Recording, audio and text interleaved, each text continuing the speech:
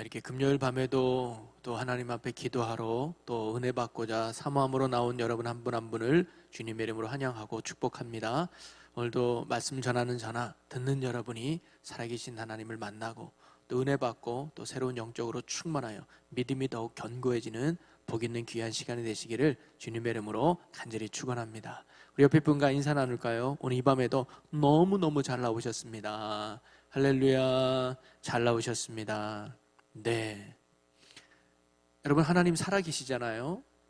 하나님이 지금도 살아계시다는 의미는 하나님이 지금도 일하고 계시다는 거죠.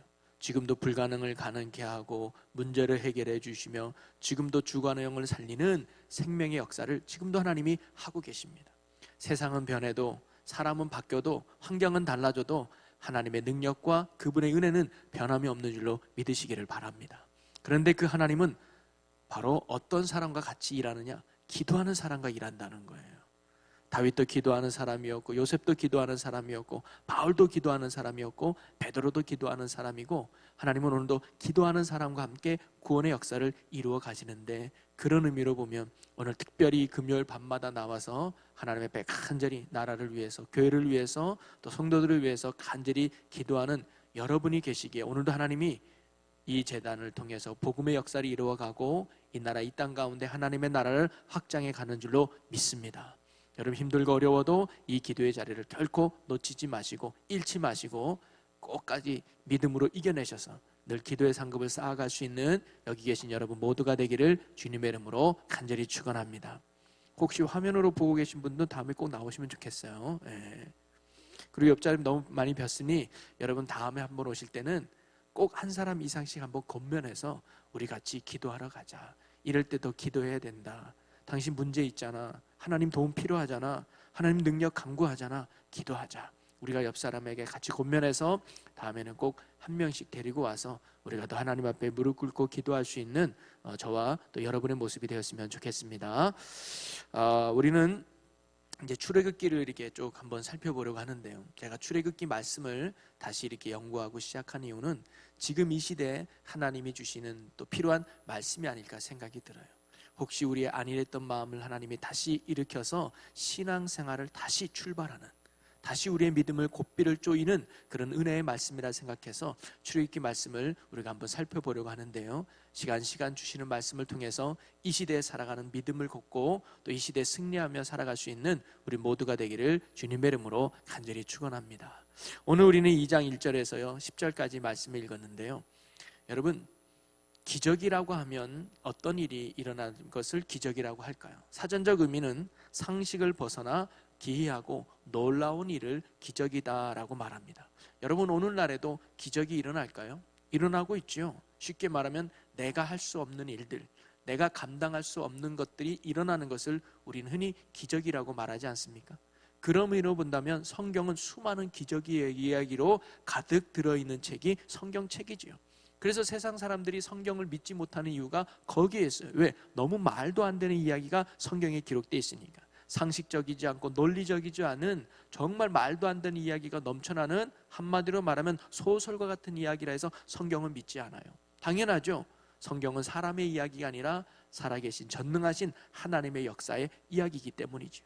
그래서 기적을 다른 말로 말하면 하나님이 하시는 일을 기적이라고 말할 수 있습니다.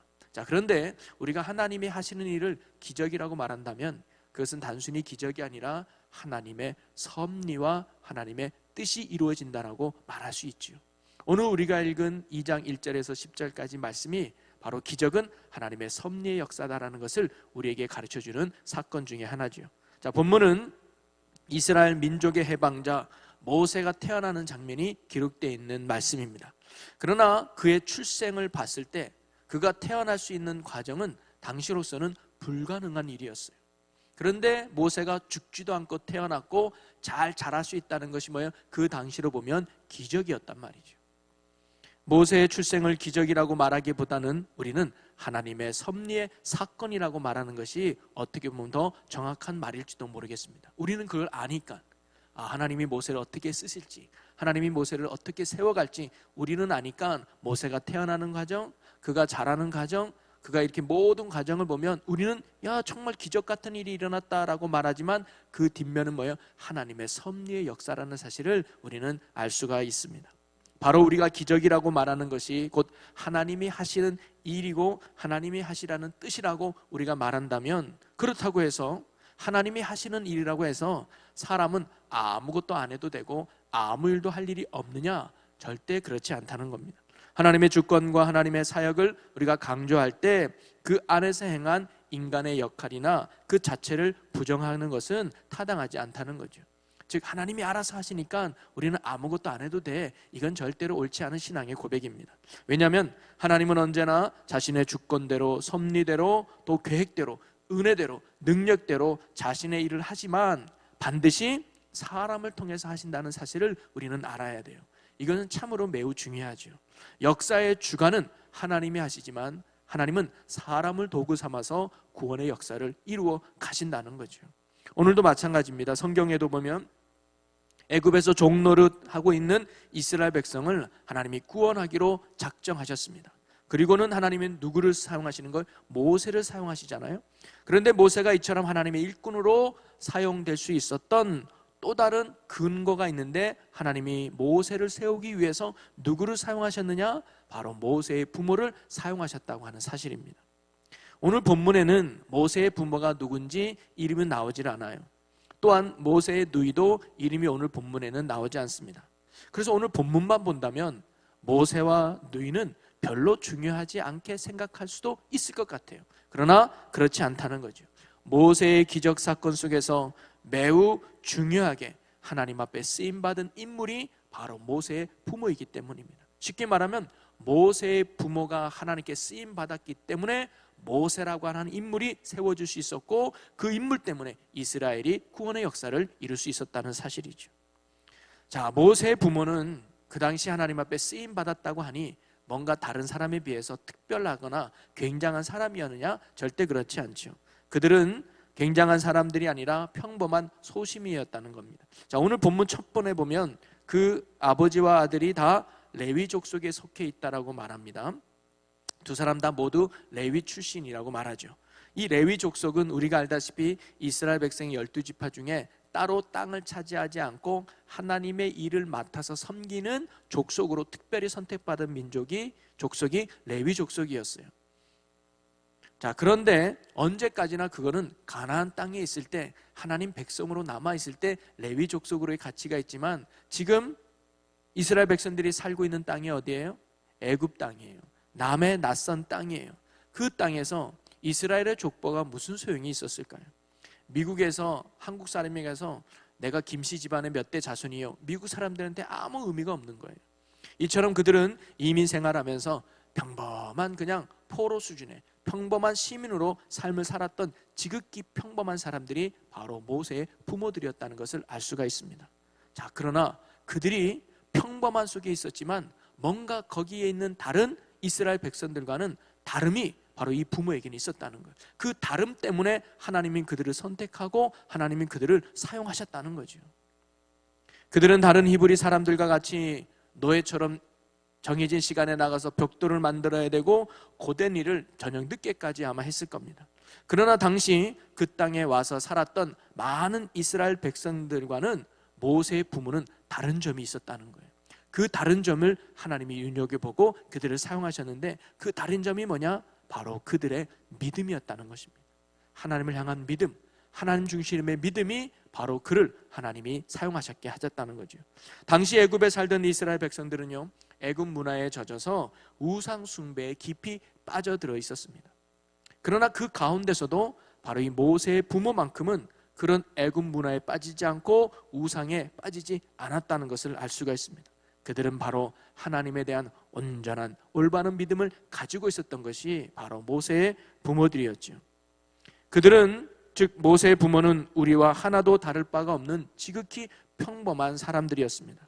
그러나 바로 그 믿음을 통해서 하나님의 도구로 쓰임받는 은혜의 사람들이 되었다고 하는 사실은 오늘 우리에게 참으로 중요하죠.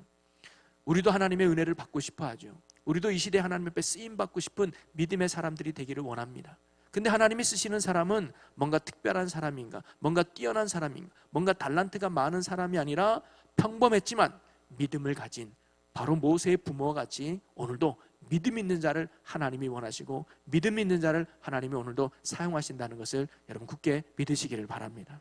삶의 정황이 어두운 가운데서도 하나님에 대한 신뢰, 즉 믿음을 통해서 그들은 하나님께 쓰임받는 은혜의 사람이 될 수 있었던 것이죠. 오늘 우리도 참 살아가기 힘든 어려운 환경과 상황 속에 지내고 있습니다. 그렇다 할지라도 우리가 이런 상황에서도 하나님을 신뢰하고 그분을 의지하는 믿음으로 살아간다면 하나님이 오늘도 우리를 쓰신다는 거예요. 오늘도 하나님이 우리에게 은혜를 베푸시고 오늘도 하나님의 구원의 섭리의 역사를 우리의 삶에 이루어 가시는 줄로 믿으시기를 바랍니다. 예전이나 오늘이나 정말로 우리가 붙들어야 될 가장 중요한 신앙의 가치는 바로 믿음으로 사는 거예요. 그럴 때 하나님이 우리의 삶에 역사하신다는 거죠. 자, 그리고 또 하나 모세의 부모에 대해서 보여주는 사실은 모세의 부모의 믿음이 우리가 지난번 11장 믿음의 사람에 대해서 이야기 나눌 때 그 11장에 나오는 믿음의 영웅들의 스토리의 그 리스트에 바로 이 부모의 이름이 올라갔다는 겁니다. 히브리서 11장에 있는 믿음의 사람들의 이야기는 뭡니까? 믿음으로 일생을 살았던, 그래서 오늘날 살고 있는 우리에게 신앙의 참된 모범이 되어지고 영적 도전이 되어주는 바로 이와 같은 믿음의 열조들의 이름 가운데 모세의 부모가 이름이 등장했다는 것은 굉장히 중요한 의미가 있죠. 바로 그들이 보여준 믿음이 하나님 보시기에 아름답고 귀하고 가치 있는 믿음이었다는 것을 간접적으로 보여주는 것이 히브리서 11장의 그들의 이름일 것입니다. 바로 하나님의 섭리의 역사 속에는 바로 이와 같이 믿음의 사람들이 있었다는 것을 우리는 모세의 부모를 통해서 배울 수가 있다는 거예요. 오늘도 하나님은 살아계십니다. 살아계신 하나님이 오늘도 은혜와 역사와 능력의 섭리를 이루어 가시는데 어떤 사람을 통해서? 바로 믿음의 사람을 통해서. 믿음의 사람을 통해서 오늘도 하나님은 불가능을 가능케 하고 안 된 것을 되게 하고 어려움에서 구원의 역사를 이루어가는 축복의 열매들을 하나님이 오늘도 맺어 가신다는 거죠. 오늘도 저와 여러분이 이 시대의 모세의 부모와 같은 믿음의 사람이 되어서 하나님의 구원의 섭리를 이루어가는 데 쓰임받는 믿음의 신실한 종들이 되시기를 주님의 이름으로 간절히 축원합니다. 자, 그렇다면 모세의 부모가 보여줬던 믿음은 무엇이었을까요? 하나님은 그들의 무엇을 보시고 그들을 사용하였을까요? 이제 앞으로 그 부분을 우리가 한번 나눠보려고 하는데요. 먼저 성경에는 모세의 부모의 이름이 없는 게 아니라 등장을 하죠. 민수기 26장 59절에 보면 아브람의 처의 이름은 요게벳이니 레위의 딸이요 애굽에서 레위에게서 난 자라. 그가 아므람에게서 아론과 모세와 그의 누이 미리암을 낳았고. 여기서 모세 아버지 이름이 뭐예요? 아므람. 성이 틀리네요. 모세는 모시인데 우리는 다르다는요. 엄마 이름은 뭐예요? 요게벳이에요. 아버지가 아므람이고 바로 어머님은 요게벳이라는 걸 알고 있고, 그러면 누이 이름이 뭐라고요? 미리암이라고 할 수가 있죠. 자, 그리고 히브리서는 바로 이런 부모의 믿음에 대해서 이렇게 기록해주고 있습니다. 자, 우리가 한번 봤지만 히브리서 11장 23절을 같이 한번 읽어보겠습니다. 믿음으로 모세가 낳았을 때에 그 부모가 아름다운 아이임을 보고 석 달 동안 숨겨 왕의 명령을 무서워하지 아니하였으며. 아멘. 히브리서 기자는 믿음으로 이 부모는 왕의 명령을 무서워하지 않고 모세를 석 달 동안 숨겨두었다고 말하는 겁니다. 이걸 바꿔 말하면 이들이 왕의 명령도 무서워하지 않고 모세를 석 달 동안 숨겨둔 이유가 어디 있다는 걸 믿음 때문이라는 거예요. 그리고 재미난 것은요, 이 믿음을 이야기할 때 이 모세를 석 달 동안 숨겨두고 왕의 명령을 두려워하지 않았다고 할 때 아버지 이름만 기록된 게 아니에요. 엄마 이름만 나타난 게 아니에요. 우리가 알다시피 뭐예요? 부모를 다 같이 이야기해주고 있습니다. 바로 그 부모가 라는 말로 아버지와 엄마의 믿음을 둘 다 이야기하고 있다는 것이 참 중요한 또 내용인 것 같습니다. 이것은 모세의 부모 모두가 바로 이 모세를 위해서 헌신하고 함께 믿음으로 키웠다는 것을 말해주고 있는 거죠. 모세의 부모가 함께 하나님께 헌신했고 그리고 모세를 함께 믿음으로 기를 수 있었다는 것은 정말로 모세에게 있어서는 정말로 큰 축복이 아닐 수 없죠. 여러분, 특별히 당시에 남자아이가 태어나면 강에 버려라 하는 이 살벌한 고통의 시대 속에서 부모가 함께 신앙을 가졌다는 것은 얼마나 서로에게 힘이 되고 든든했을까요? 남편이 어려울 땐 아내가 위로의 기도를 해주고, 아내가 힘들 때는 남편이 옆에서 격려해주면 서로 간의 시너지 효과가 얼마나 있었을까요? 아마 힘든 삶 속에서, 힘든 신앙생활 속에서도 두 사람은 서로 의지가 되고 서로 믿음의 동력자로서 굉장히 격려해 줄 수 있지 않았을까요? 그러기에 여러분, 오늘 우리 교회도 부부가 함께 믿음의 길을 걷고 부부가 함께 신앙생활하고 계시는 분이 있다면 정말 매주 감사헌금 해야 되는 거예요. 그분들은 정말 하나님께 늘 감사해야 되는 거죠. 혹 그렇지 못한 분이 있다 할지라도 여러분, 절대 포기하지 마시고 기도하면 반드시 하나님께서 마침내 그 기도에 응답해 주셔서 모든 가정이 주님께로 돌아오는 복음의 가정으로 하나님이 세워주실 줄로 믿습니다. 자, 모세가 이처럼 태어날 수 없는 환경 속에서 태어나게 되고 죽을 수밖에 없는 환경 속에서 죽지 않고 잘 자라는 바로 하나님의 기적의 역사, 그리고 하나님의 섭리의 역사는 구체적으로 어떻게 나타나고 있는지를 우리가 한번 살펴보려고 합니다.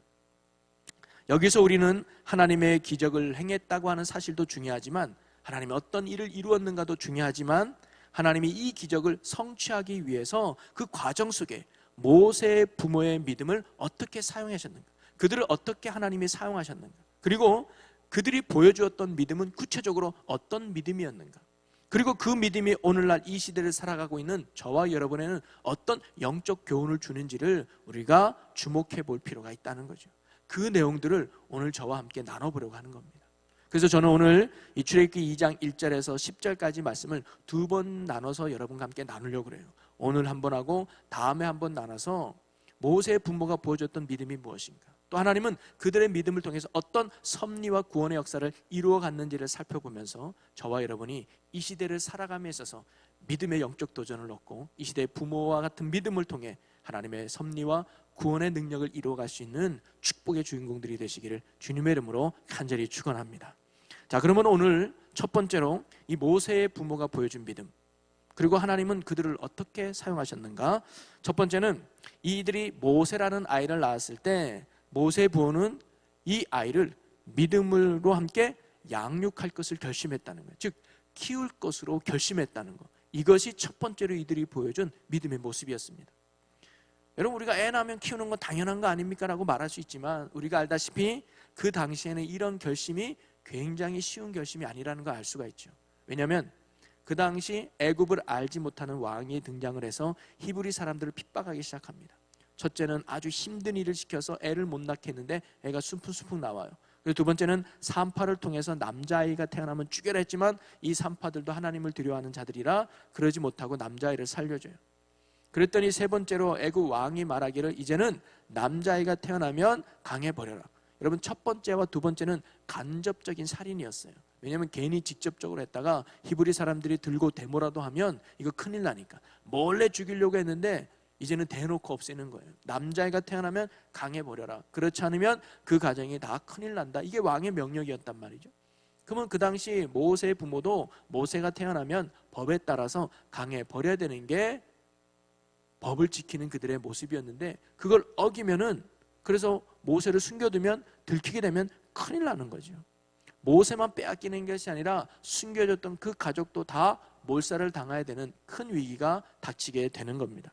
이러한 살벌한 상황 속에서도 이들이 모세를 기르기로 작정했다는 것은 결코 작은 결정이 아니었다는 거죠. 요즘도 보면 내 몸이 불편해서 나 하나 살자고 아이들을 쉽게 버리거나 죽이는 가끔 그런 못된 부모들도 등장하잖아요. 한마디로 말하면 이 모세의 부모는 목숨 걸고 모세를 키우기로 한 거예요. 히브리서 기자는 이것이 바로 모세가 보여준 믿음 때문에 이런 결정을 내렸다고 말해요. 히브리서 11장 23절에 다시 한번 보면 믿음으로 모세의 부모는 이라고 나오잖아요. 이렇게 아이를 내가 이제 낳아서 길러야지 라고 결정할 수 있었던 이유가 바로 그들의 믿음 때문이라는 거예요. 그래서 그들이 보여준 이 믿음에 나타나는 세 가지 요소가 23절에 나와요. 23절에는 특별히 세 가지가 나오죠. 첫째는 뭐냐면 그 아이가 아름다운 아이임을 봤다는 것이고, 두 번째는 석 달 동안 숨겨뒀다는 이야기고, 세 번째는 그의 왕의 명령을 두려워하지 않았다고 하는 것으로 나와요. 바로 그들이 보여준 세 가지 이 모습이 바로 모세가 부모가 보여준 믿음의 내용이라는 겁니다. 그렇다면 이 세 가지 요인이 모세의 부모가 가졌던 믿음과 어떻게 연결되는가를 오늘 한번 살펴보고자 합니다. 제가 이 말씀을 지난번 우리 11장 믿음의 사람들의 쭉 이야기할 때 모세 부모에 대한 믿음을 이야기할 때 한번 했던 말씀입니다. 물론 내용이 좀 수정돼서 그때 미처 못 나눴던 말씀도 나누지만 중복되는 말씀도 있을 거예요. 이런 말씀은 되새기는 게 또 중요하니까 아는 말씀이라도 다시 마음에 새겨서 우리가 이와 같은 믿음을 본받을 수 있는 은혜가 있기를 주의 이름으로 간절히 축원합니다. 첫 번째는 뭐냐면 이들은요 보는 믿음이 있었어요. 보는 믿음. 무슨 믿음이냐? 모세를 아름다운 아이로 보는 믿음을 가졌다는 거예요. 오늘 출애굽기 2장 2절에도 이렇게 말하죠. 그가 잘생긴 것을 보고 석 달 동안 그를 숨겨줬대요. 이 본문 말씀만 보면 우리가 이렇게 생각할 수도 있어요. 야, 너무너무 잘생겼다. 세상에 이렇게 잘생긴 아이가 어디 있냐. 100년에 한 번 나올까 말까 하네. 내가 아까워서 못 죽이겠구나. 아까워서 못 보겠구나.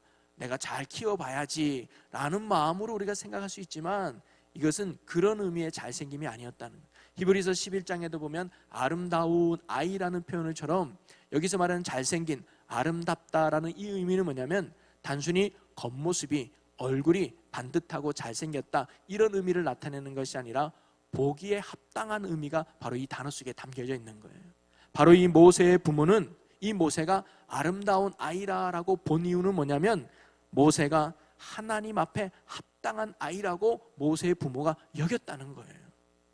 여러분 사도행전 7장 20절에 스데반의 설교에 보면 그 의미를 더 잘 우리가 이해할 수 있는데 사도행전 7장 20절에 보니까 그때에 모세가 낳는데 하나님 보시기에 아름다운지라 그의 아버지의 집에서 석 달 동안 길리더니 여기서는 뭐라고 표현하는 거예요?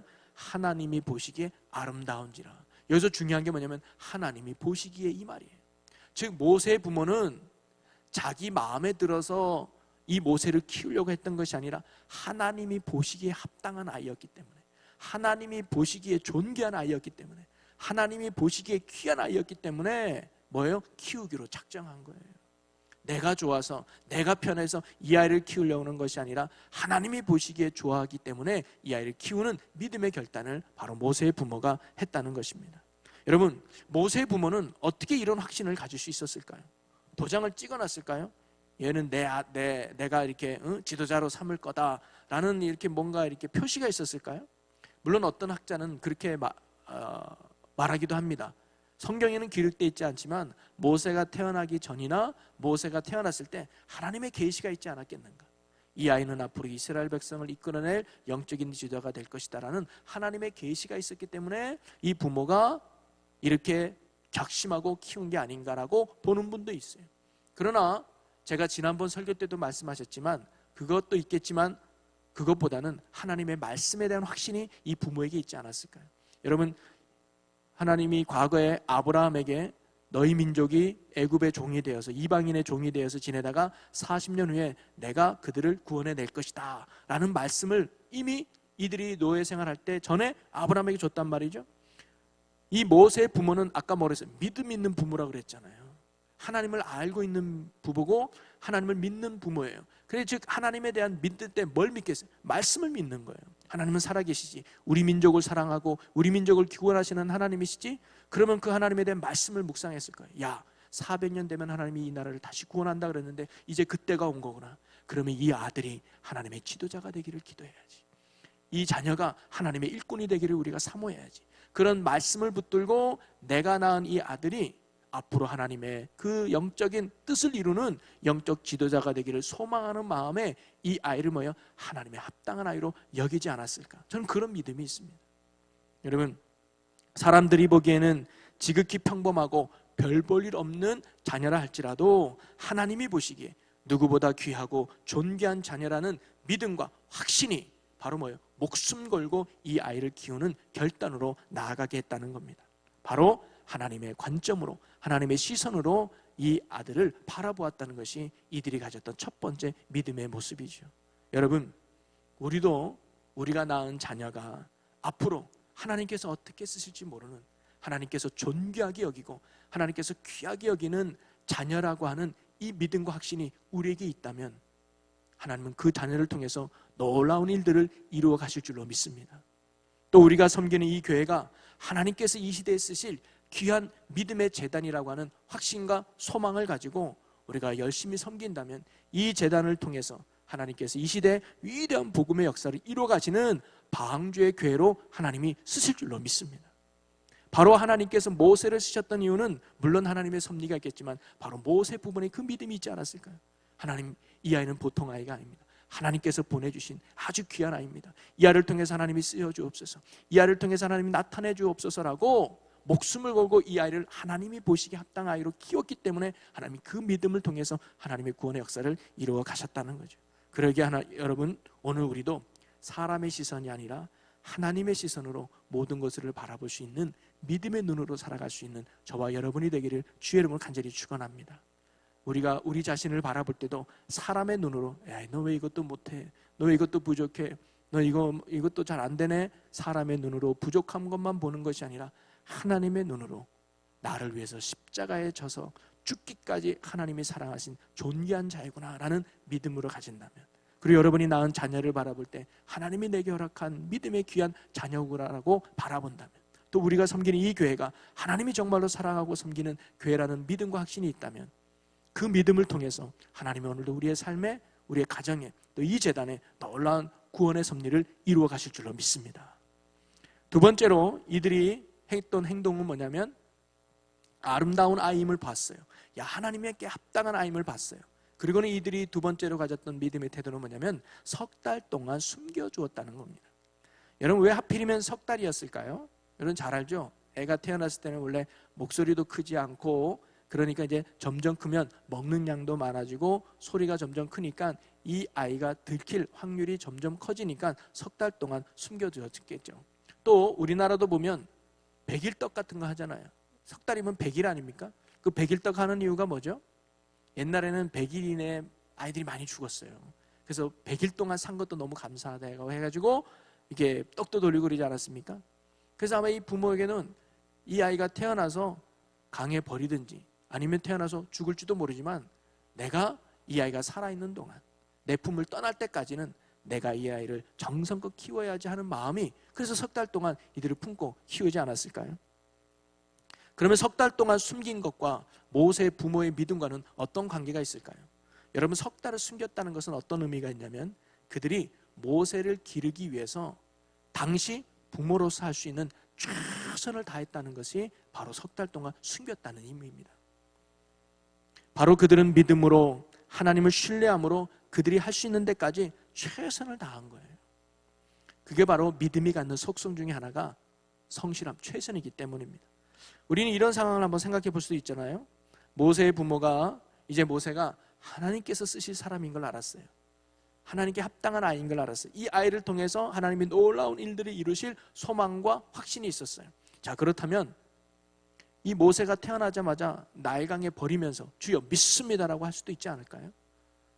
하나님, 내가 태어나자마자 버리든 3달 때 버리든 그게 무슨 소용이 있어? 하나님은 불가능을 가능케 하는 분이니까 그냥 갓 태어난 아이도 하나님께서 살려주시고 키워주실 거야, 이 믿음이 있지 않았을까요? 그럼 태어나자마자 그냥 강에 버리면서 주여 믿습니다라고 할 수 있었을 거예요.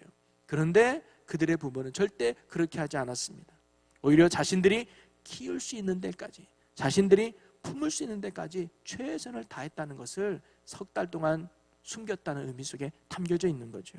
여러분, 믿음은요, 바로 우리가 하나님을 신뢰하기 때문에 아무것도 안 하는 것이 아니라, 오히려 믿음은 우리가 하나님을 신뢰하기 때문에 우리가 할 수 있는 최선을 다하는 것임을 오늘 모세 부모가 우리에게 가르쳐주고 있는 겁니다. 여러분, 병이 들었다면 주여 믿습니다라고 기도만 할 것이 아니라 병원 가야죠. 약도 먹어야 됩니다. 그리고 음식도 좋은 거 먹어야죠. 운동도 해야 돼요. 아무것도 안 하고 손 놓고 있는 게 믿음이 아니라 은혜와 결과는 하나님께 맡기고 내가 할 일에서 최선을 다하는 게 믿음임을 오늘 우리에게 가르쳐주는 거죠. 여러분, 다윗도 보십시오. 골리앗이라고는 민족에 큰 문제가 당했을 때 그는 산기도 가지 않았어요. 그는 40일 금식기도 하지 않았어요. 믿습니다만 외친 게 아니라 뭐예요? 내가 할 수 있는 것을 한 거예요. 내가 할 수 있는 것이고 최선을 다한 거예요. 그는 뭐 큰 무기를 가져오지도 않았어요. 내가 할 수 있는 물맷돌 던지는 거, 그걸 뭐예요? 최선을 다한 거예요. 그는 시냇가에 가서 매끌매끌한 돌을 5개 주웠다 그래요. 그게 뭐예요? 자기가 할 수 있는 거 최선을 다한 거예요. 그 속에서 하나님의 은혜와 섭리와 구원의 역사가 일어난다는 거죠. 바로 모세의 부모는요, 그 나라의 눈초리를 피해 이 아이를 3달 동안 숨길 수 있었던 모세 부모가 가졌던 믿음은 바로 그들이 하나님을 신뢰하고 최선을 다했다는 사실을 오늘 우리에게 보여주고 있는 것입니다. 여러분, 그러니 오늘도 우리가 살아계신 하나님의 역사하심을 믿는다면, 하나님의 구원하심을 믿는다면, 결과는 하나님께 맡기고 오늘 우리가 해야 될 몫에 최선을 다하는 겁니다.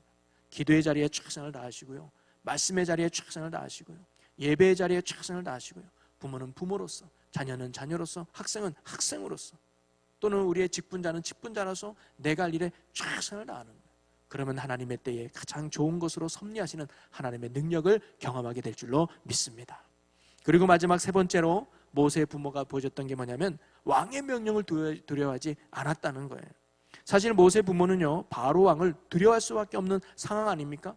왜냐하면 모세를 살려두었다가 들키게 되면 큰일 나요. 그 아이뿐만 아니라 가족 전체가 몰살당하는 위기까지 당할 수 있는 거죠. 그럼에도 불구하고 그들은 왕의 명령을 두려워하지 않고 불순종했다는 거예요. 쉽게 말하면. 여러분, 모세의 부모가 이처럼 왕의 명령을 두려워하지 않은 이유가 어디 있었을까요? 그게 바로 그들의 믿음 때문이라는 거죠. 그러면 그들이 가졌던 믿음은 어떤 믿음일까요? 바로 왕을 두려워하는 것이 아니라 하나님을 두려워하는 믿음을 가졌다는 거예요. 그럼 하나님을 두려워했다는 건 뭘까요? 전적으로 하나님을 의지하고 신뢰했다는 겁니다. 하나님을 신뢰했다는 것은 뭐냐면 그들의 시선이 항상 하나님을 바라보았다는 것이죠. 모세의 부모는요, 단순히 그 나라를 지배하고 있었던 실질적인 통치자 바로에게 시선을 둔 것이 아니라 그보다 더 높은 권위를 가지고 그보다 더 큰 능력을 가지신 살아계신 전능하신 하나님께 뭐예요? 시선을 둔 거예요. 그분께 그 마음을 둔 거지요. 그럴 때 두려움은 떠나가고 담대하게 순종하는 믿음의 길을 걸어갈 수 있었던 겁니다. 여러분, 영화 좋아하시죠? 영화 중에 스포츠 영화 보면 복싱 영화가 있잖아요. 그런데 항상 게임에 보면 주인공은 왜 이렇게 얻어 터져요? 처음에 막 터져요. 그래서 다운도 많이 돼. 그리고 이제 마지막 카운트 다운을 해요. 하나, 그래서 이제 10번까지 세가지고 안 일어나면 지는 거잖아요. 8번 막 세는데 갑자기 환상이 나타나죠. 죽었던 아버지가 나타나요. 아버지가 나타나지고, 얘야, 너는 여기서 쓰러지면 안 돼. 너는 반드시 이길 수 있을 거야. 너는 내 아들이잖아. 일어나라 아들아, 넌 할 수 있어. 그러면서 음악이 잔잔히 깔리면서 일어나게 되죠. 아들이, 그래 아버지, 난 할 수 있어요. 딱 일어나더니만 마치 또 9번째 세는 시간이야. 9 딱 일어나서 그냥 어디서 그렇게 힘이 났는지 상대방을 몇 대 때려가지고 그 게임에서 이기는 거. 보신 적 있잖아요, 이런 영화들. 이게 뭐냐면 내가 시선을 어디에 두고 마음을 어디에 두냐에 따라서 달라진다는 것을 말하는 거 아닐까요? 여러분, 우리가 무엇을 바라보냐에 따라서 그 사람의 수준이 달라져요. 우리 학생들도 공부를 하고 있지만 어떤 친구가 공부 열심히 하느냐 보는 게 달라요. 목표가 다르단 말이죠. 명문대학교나 좋은 대학교를 바라보고 공부하는 친구랑 노는 거를 바라보고 하는 친구랑 천지 차이죠. 무엇을 바라보냐가 다르다는 말입니다. 바로 모세의 부모는요, 그들의 시선이 전능하신 하나님을 향해 있었던 거예요. 그랬더니 그들 앞에 보였던 바로 왕이 보이지 않았던 거예요. 왜? 그분보다 더 전능하신 하나님, 그분보다 더 권위 있는 하나님, 그분보다 더 능력의 하나님이 계시다는 걸 믿어지니까 바로 왕이요, 전혀 두렵지 않은 거예요. 더 정확히 말하면 아무리 바로 왕이라 할지라도 하나님 앞에서는 안 된다고 하는 믿음을 가졌던 겁니다. 바로 왕으로부터 하나님이 반드시 지켜주신다는 확신이 하나님을 바라봤을 때 그들에게 생겼던 것이죠. 그래서 그들은 바로 왕의 명령에 순종하는 것보다 하나님의 말씀에 순종하는 것을 당당히 택할 수 있었던 것입니다. 여러분, 오늘도 우리가 하나님께 쓰임을 받고 또 하나님이 주시는 은혜의 사람이 되기 위해서는요, 날마다 하나님을 바라보는 자들이 돼야 될 줄로 믿습니다. 세상을 따르는 자들이 아니라 하나님이 따르는 자들이 돼야 되고요, 세상을 두려워하는 자들이 아니라 하나님을 두려워할 줄 아는 자들이 될 때 우리의 삶을 통해 두려움은 떠나가고 하나님의 은혜와 역사가 나타나게 된다는 것입니다. 우리는 일반적으로 사람들에게도 순종하며 살아야죠. 또 부모에게 순종해야 되고 정부에 순종해야 되고 권세자들에게도 순종해야 돼요. 그게 성경의 가르침이기도 합니다. 그러나 예외가 있습니다. 뭐냐면 사람에게 순종하는 것이 그보다 더 높은 권위를 가지신 영적인 아버지이신 하나님 앞에 불순종하는 것이 되면 우리는 과감히 세상에 불순종하고 하나님의 권위에 순종해야 된다는 거죠. 그것이 바로 순종의 원리라는 것입니다. 사도행전 5장에서도 보면 요한과 베드로가 전도를 하다가 유대 지도자로부터 너희는 다시는 전도하지 말라라는 책망을 받았을 때 그들이 어떤 고백을 합니까? 내가 사람을 기쁘게 하랴 하나님을 기쁘게 하랴. 하나님을 기쁘게 하면 나는 아니다. 나는 하나님 앞에 기쁨이 되고 하나님의 말씀에 순종하겠다. 이런 고백을 하죠. 더 높은 권위이신 하나님에 대한 순종, 바로 이것은 모세의 부모가 하나님을 신뢰하고 있다는 것을 보여주는 굳건한 믿음의 증거라고 하는 것입니다. 바로 하나님이 이들에게 본 믿음은 바로 그 믿음이었어요. 너희들이 정말 나를 의지하고 있구나. 너희들이 정말 나를 신뢰하고 있구나. 그래서 왕의 명령을 따르는 것보다 내 말을 따르는 것을 더 기뻐하고 있구나라는 이 믿음을 하나님이 보셨기에 하나님 모세를 통해서 놀라운 구원의 섭리를 이루어 가셨다는 것. 결코 우연이 아니라 모세의 부모의 믿음을 통한 하나님의 축복의 결과였다는 사실이죠. 사랑하는 성도 여러분, 하나님은 오늘도 살아계십니다. 그리고 하나님은 오늘도 모든 인류의 역사를 섭리하시고 주관하시는 살아계신 아버지 하나님이십니다. 그리고 우리를 하나님의 섭리 안에서 오늘도 이끌어가고 계시다는 거죠. 저와 여러분이 날마다 하나님의 이러한 은혜의 섭리 안에, 구원의 섭리 안에 살아갈 수 있는 저와 여러분이 되시기를 주님의 이름으로 간절히 축원합니다. 그러나 이러한 하나님의 구원과 은혜의 섭리는 아무나 누리는 게 아니라 오늘 모세의 부모와 같이 믿음으로 사는 자에게, 믿음으로 따르는 자에게 하나님이 오늘도 이런 섭리를 우리의 삶에 베풀어 주신다는 거예요. 모세의 부모는 어떤 믿음을 보여주었어요? 보는 믿음이에요. 하나님의 시선으로, 하나님의 관점으로 자녀를 보았고 자신을 보았고 또한 교회를 바라보았듯이 오늘도 우리가 하나님의 마음으로, 하나님의 시선으로 자녀를 바라보고 나를 바라보고 교회를 바라볼 수 있는 이런 믿음으로 살아갈 수 있기를 주의 이름으로 간절히 축원합니다. 그럴 때 우리가 최선을 다하는 거예요. 부모로서 최선을 다하고 성도로서 최선을 다하고 또 국민으로서 내가 할 때 최선을 다하는 거예요. 그러면 하나님께서 때에 구원의 역사를 이루어 가실 줄로 믿습니다. 그리고 세 번째는 다른 게 아니에요. 세상의 말씀에 순종하는 것이 아니라 하나님의 말씀에 순종하는 거예요. 왜? 그분이 가장 높은 권위를 가지고 그분이 가장 전능하신 능력의 하나님이시니까 그분의 말씀을 따르는 게 당연하죠. 여러분, 동장의 말을 따라야 돼요? 시장의 말을 따라야 돼요? 시장의 말을 따르죠. 동장은 시장 밑에 있으니까. 우리가 정말로 따라야 될 순종의 대상이 누구예요? 하나님이에요. 그런 사람은 날마다 하나님을 바라보는 거예요. 날마다 하나님을 신뢰하는 거예요. 그럴 때 우리는요, 두려움이 떠나가고 담대함으로 주님의 말씀에 순종하게 될 줄로 믿습니다. 사랑하는 성도 여러분, 사실 우리는 내가 가야 할 길을 알지 못하죠. 자녀를 키울 때 이 자녀가 앞으로 어떻게 될지 우리는 알지 못해요. 맡길 뿐이에요. 모세의 부모도 알지 못했어요. 이 모세가 앞으로 어떻게 자랄지 모세 부모가 어떻게 알겠어요? 믿음 하나로 키운 거예요. 하나님, 우리가 갈 바를 알지 못하지만 하나님이 인도해 주시옵소서. 우리는 믿음으로 살아갈 뿐입니다. 하나님이 인도해 달라는 그 믿음의 고백으로 모세를 키웠던 거 아닐까요? 여러분, 우리도 섭리하시는 하나님을 믿고 그리고 하나님의 신뢰하며 날마다 하나님을 의지하며 따를 수 있는 믿음의 삶을 살아가는 우리 모두가 되기를 주님의 이름으로 간절히 축원합니다. 요즘 코로나의 힘든 어려운 가운데 있지만 그래도 하나님은 살아계시고요, 오늘도 하나님은 놀라운 문제를 해결해 주시는 전능하신 하나님 아닙니까? 이럴 때 우리가 가져야 될 필요한 것은 뭐냐면 믿음이에요. 하나님께 바라보는 믿음, 내 갈 것을 맡기는 믿음, 하나님의 시선으로 바라보고 내 갈 것에 최선을 다하고 그리고 말씀에 순종하는 이 믿음으로 살아갈 때 능력과 은혜 하나님께서 우리의 삶에 놀라운 구원의 섭리, 은혜의 섭리로 우리를 이끌어 가 주실 줄로 믿습니다.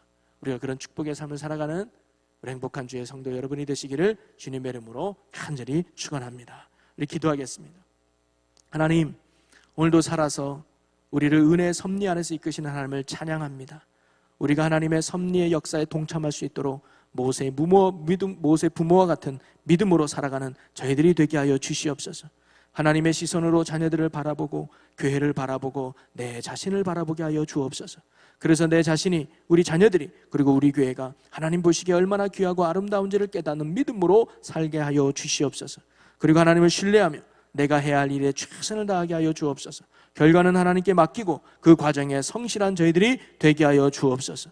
또한 세상을 두려워하지 않게 하시고 하나님을 언제나 신뢰하며 하나님을 최고로 따르는 믿음으로 살아가는 우리 제일교회 모두 성도들이 되게 하여 주시옵소서. 그리하여 힘들고 어려운 이 시대 속에서도 하나님의 구원과 은혜의 역사를 이루어가는 주님의 귀한 자녀들이 되게 하여 주시옵소서. 감사드리며 예수님의 이름으로 기도하옵나이다. 아멘.